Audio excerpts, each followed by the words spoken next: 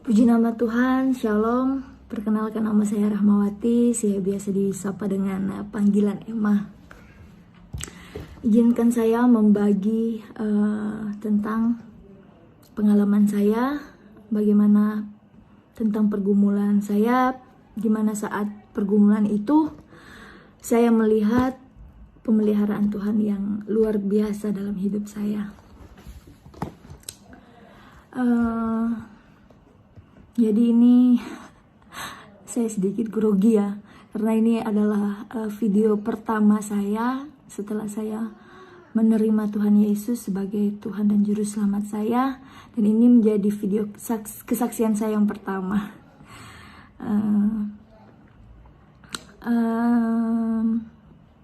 Izinkan saya sebelum lanjut jauh ke depan, saya mau membagikan singkat tentang latar belakang saya. Saya berasal dari latar belakang saya itu dulu saya seorang Muslim, dan hanya baru saya sendiri saja yang menerima Tuhan Yesus sebagai Tuhan dan Juru Selamat saya secara pribadi.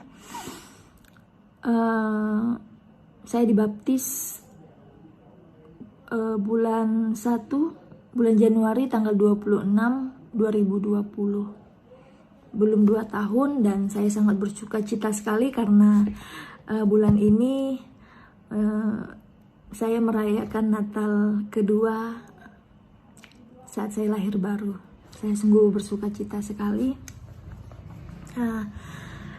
Jadi pengalaman saya di sini, saya hanya mau membagikan pengalaman bagaimana Tuhan menolong saya dalam setiap pergumulan saya. Mungkin nanti saya akan buat video bagaimana perjumpaan saya secara pribadi saat sebelum saya menerima Tuhan Yesus sebagai Tuhan dan Juru Selamat saya. Jadi kita hidup ini tidak jauh daripada problem. Jadi tidak ada manusia di dunia ini yang tidak punya masalah. Semuanya punya masalah. Orang mati aja punya masalah. Masalahnya nanti di akhirat, ya kan? Hidup kekal di surga apa di neraka begitu. Jadi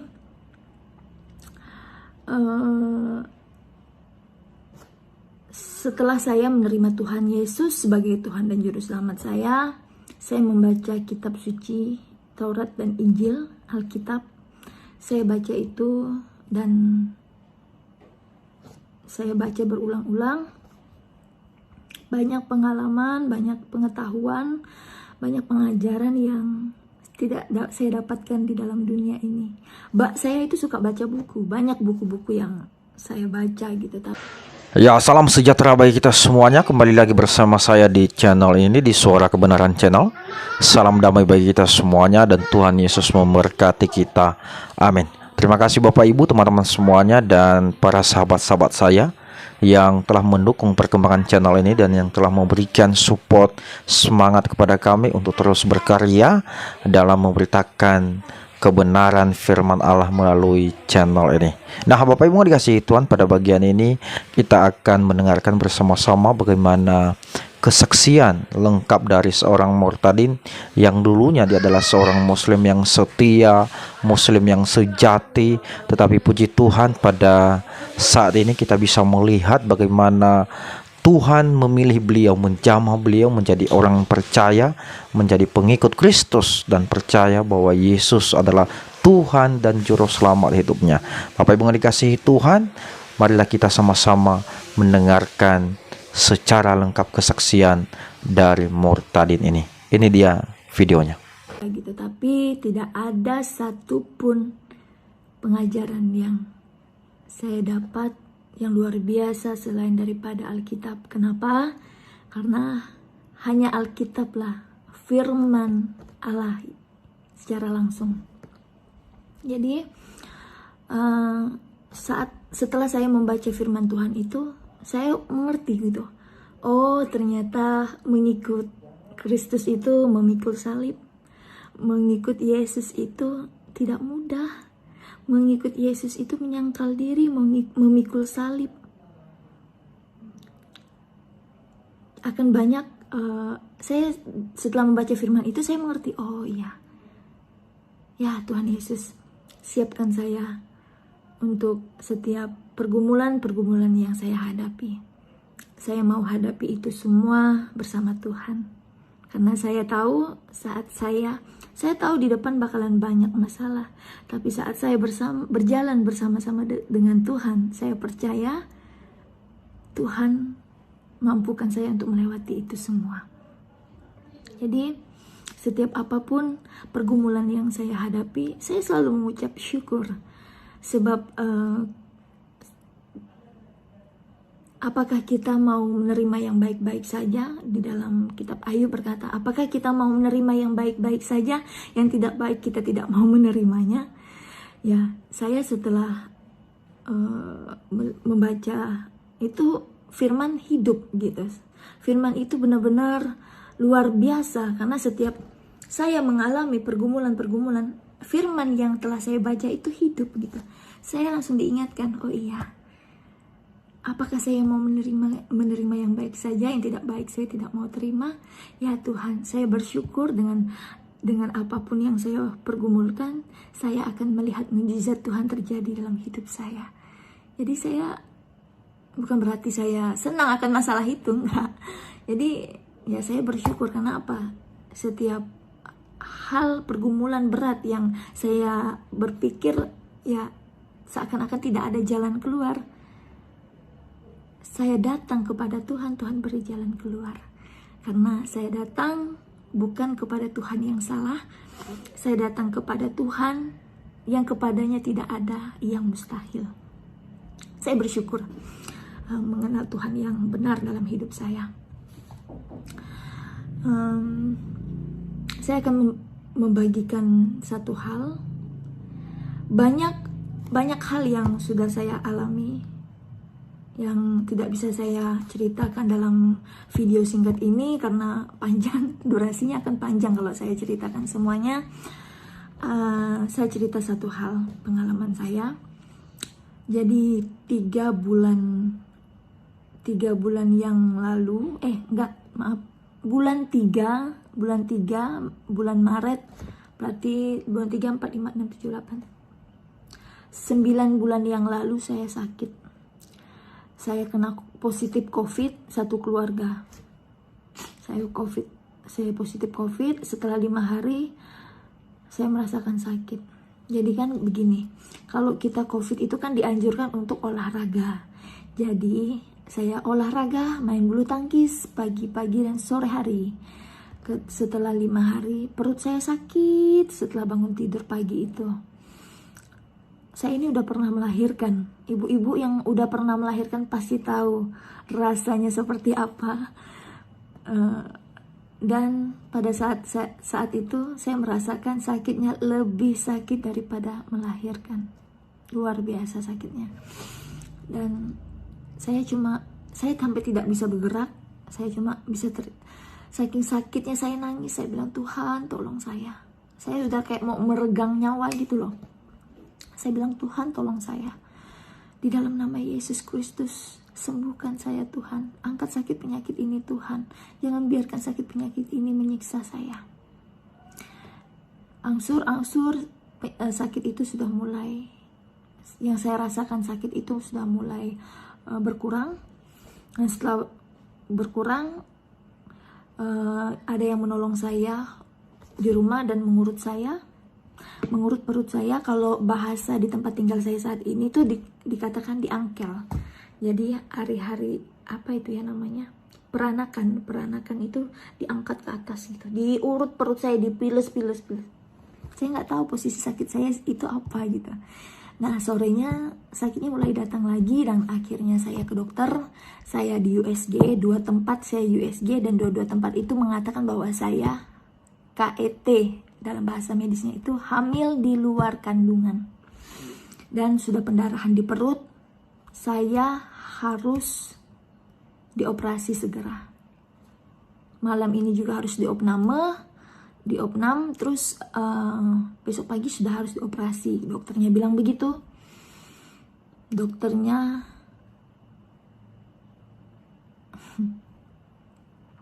nggak ada yang mau operasi saya pada saat itu. Saya bergumul sekali, saya sedih. Kenapa?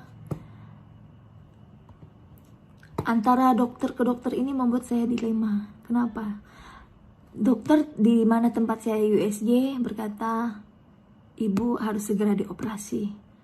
Sedangkan saya menanyakan dokter-dokter untuk menangani saya untuk dioperasi, tidak ada yang sanggup untuk operasi saya pada saat itu.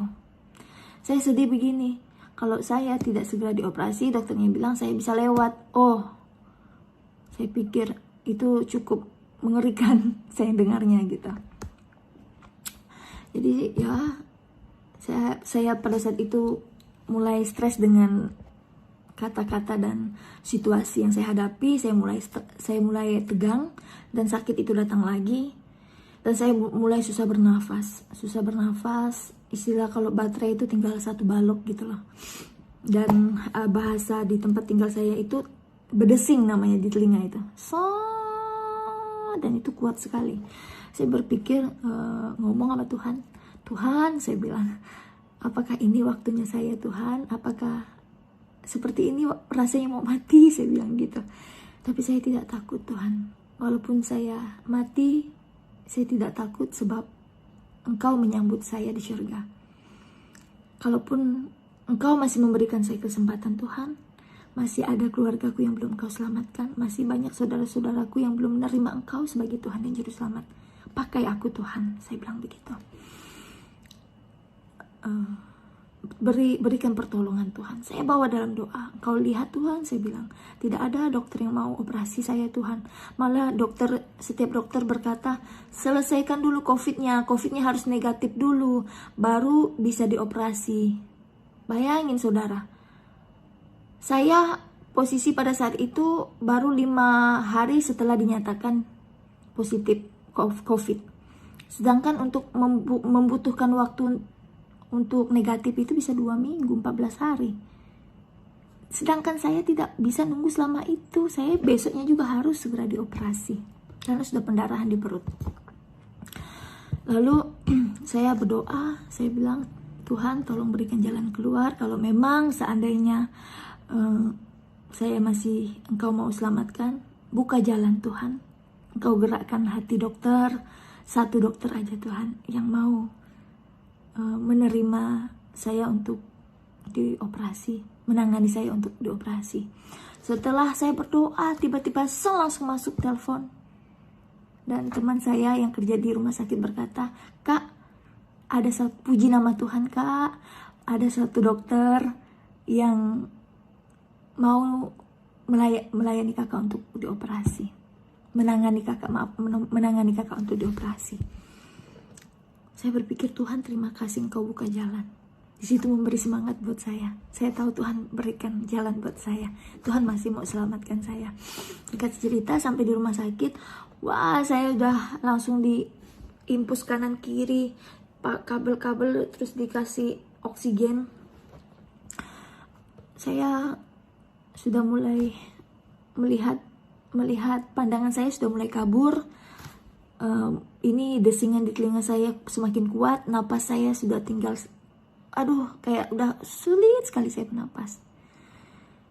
Akhirnya saya cuma berdoa, saya angkat pujian penyembahan kepada Tuhan.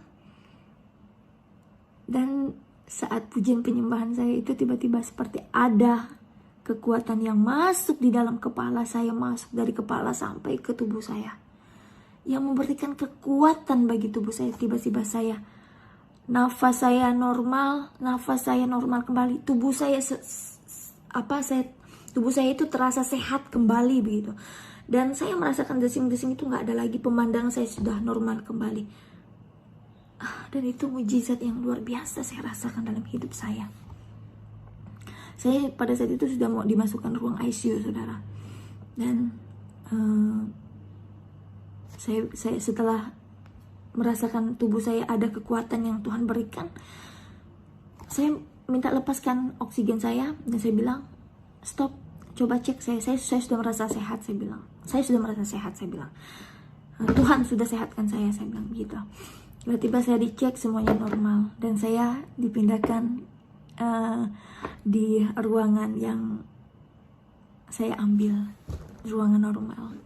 Nah, setelah itu saya dijadwalkan besok paginya dioperasi oleh dokter yang menangani saya. Dan saya mengambil, karena saya COVID juga posisinya, tidak boleh ada yang menunggu.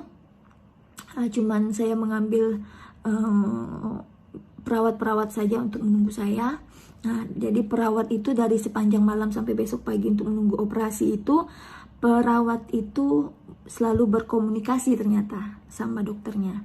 Nah, setelah besok pagi, saya yang sudah puasa, tiba-tiba dokternya bilang begini, datang ibu, karena setelah melihat kondisi ibu, ibu itu nggak ada merasakan sakit. Jadi kami harus mengambil tindakan lagi untuk memastikan apakah benar ibu ini hamil di luar kandungan. Kami harus melakukan tindakan satu kali lagi, namanya itu Doppler fungsi.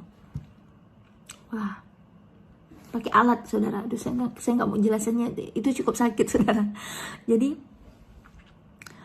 saya bilang, kenapa harus mengambil tindakan ini? Nah, kebetulan yang perawatnya itu teman saya, dia bilang begini, kak, kan kakak kan dari masuk ke ruangan ini, ke ruangan kamar kakak ini, sampai mau dioperasi itu nggak ada rasa sakit. Itu mustahil, kak, karena yang namanya orang hamil di luar kandungan, apalagi kakak sedang COVID, itu bisa fatal. Itu rata-rata bisa masuk ICU, dan pasti rasa sakitnya itu nggak akan bisa hilang sampai dia selesai operasi.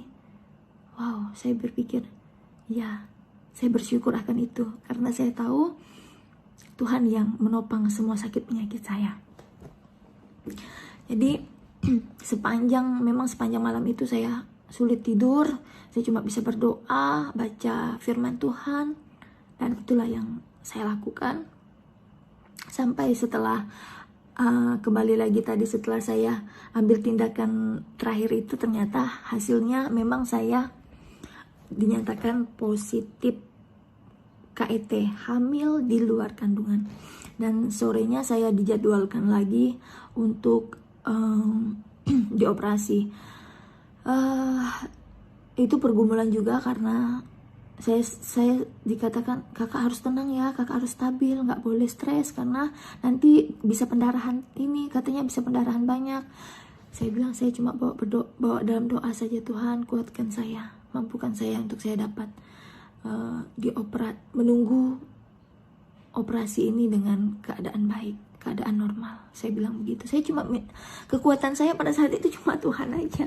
Kalau saya pakai kekuatan saya sendiri, aduh, nggak mampu saya. Nah, terus setelah singkat cerita, setelah saya dioperasi, nah, kok dioperasi itu kan gini, kalau dioperasi itu kan dibius tengah ya, saya dibius tengah, dari pinggang sampai kaki itu mati rasa, nggak rasa apa-apa, tapi kita sendiri tuh kayak masih sadar, cuman pemandangan aja, seperti kayak gambaran orang yang mau dihipnotis itu. Terus orang dokter-dokter dan perawat-perawat yang berbicara itu saya masih dengar begitu. Nah, tiba-tiba saya dapat penglihatan saat saya dioperasi itu. Saya dapat penglihatan semuanya putih. Tiba-tiba ada sosok yang terang sekali, dan saya tahu sosok itu, seperti saya nggak berani mengatakan itu Tuhan, saya takut, tapi saya tahu yang saya lihat, sosok yang memegang tangan saya itu adalah sosok yang mempunyai kuasa atas tubuh, jiwa, roh saya, atas hidup saya. Lalu saya katakan, Engkaukah Tuhan? Bawa saya, karena pada saat itu saya merasakan tenang, sukacita, damai sejahtera yang luar biasa. Lalu dia berkata seperti ini, belum saatnya, masih ada pekerjaan yang harus engkau selesaikan. Saya nggak tahu maksudnya apa, tapi saya tahu Tuhan masih berikan saya kesempatan untuk saya melayani Tuhan. Setelah singkat cerita, setelah saya dioperasi, dokter menghampiri saya, dan dokter berkata, Ibu, waktu ibu dioperasi, ibu cuma berkata Yesus, Yesus. Saya bilang, iya dokter, saya melihat seperti Tuhan, saya bilang gitu. Iya ibu, kebetulan dokternya juga pengikut Kristus, dan dokternya bilang kalau saya boleh selamat itu karena mujizat Tuhan. Ternyata setelah dioperasi saya ketahuan punya penyakit lain lagi yang ganas, penyakit yang umur saya mungkin gak bakalan lama lagi. Bayangin, 3 penyakit ternyata saya alami pada saat itu. Saya bersyukur kepada Tuhan. Kalaupun dengan cara saya dioperasi saya harus mengetahui sakit penyakit itu, nggak masalah. Saya dapat mengatasi itu dengan saya berobat secara dini itu kan, kalau maksudnya saya berpikir kalau itu saya sempat tidak ketahui, mungkin hidup saya nggak lama lagi, mungkin bisa seminggu atau 2 minggu atau sebulan. Tapi kalau saya sampai saat ini, dari saya dioperasi sudah 9 bulan, saya bisa membuat video di sini, saya bisa bersaksi, menyatakan kemuliaan, kebaikan, mujizat, pertolongan Tuhan dengan keadaan sehat. Itu saya mau katakan, semua karena anugerah Tuhan dalam hidup saya, kebaikan Tuhan, belas kasihan Tuhan yang Tuhan nyatakan dalam hidup saya. Terima kasih Tuhan, terima kasih. Saya suka sedih kalau ingat ini. Jadi saya juga mau, dokter pada saat itu juga bilang, ibu ovariumnya pecah, ovarium sebelah kanannya harus diangkat. Mungkin dari cerita ibu, katanya ibu waktu sakit itu pernah diurut, jadi karena pendarahan itu pecah katanya gitu. Ovarium saya, ovumnya itu pecah, kan harus diangkat. Ya, singkat cerita, beberapa hari setelah saya banyak intimidasi iblis, yang roh-roh jahat itu mengintimidasi saya, cuman memakai firman Allah saja saya dapat kuat untuk melawan tipu muslihat iblis yang ingin membuat saya lemah, sedih, nangis. Saya sempat merasakan itu 2 hari. Saya nangis, sedih, kacau, pikiran saya mau mati aja. Tapi saya bersyukur setelah saya membaca firman Tuhan lagi, saya dikuatkan. Saya berdoa, saya dikuatkan sama Tuhan. Dan puji Tuhan, sekarang saya tidak pernah lagi memikirkan sakit penyakit itu, karena saya tahu saya sudah disembuhkan sama Tuhan. Terpujilah nama Tuhan Yesus. Dan pertolongan Tuhan yang luar biasa lagi, waktu saya dioperasi, kami sedang dalam kondisi tidak punya uang cukup, karena pekerjaan kami yang lain belum jalan karena masalah COVID, PPKM pada saat itu, pekerjaan semua terhenti. Saya nggak punya uang untuk operasi. Tapi itulah Tuhan. Saya punya Tuhan yang luar biasa. Ya, saya punya Tuhan yang kepadanya tidak ada yang mustahil. Kami diberikan jalan keluar, sehingga dari biaya semuanya Tuhan sediakan. Tuhan berikan pertolongan dari timur, barat, selatan, utara, dari penjuru bumi Tuhan berikan. Jadi sebelum setelah saya menerima Tuhan Yesus sebagai Tuhan dan Juru Selamat saya membaca firman-Nya di dalam Alkitab. Saya baca itu berulang-ulang. Saya baca dari awal sampai akhir, saya ulang lagi. Dan di situ menguatkan saya. Jadi setiap apapun yang saya alami, saya tahu Tuhan akan menolong saya. Dari kejadian itu Tuhan menguatkan saya, Tuhan terus proses saya, Tuhan terus bentuk saya.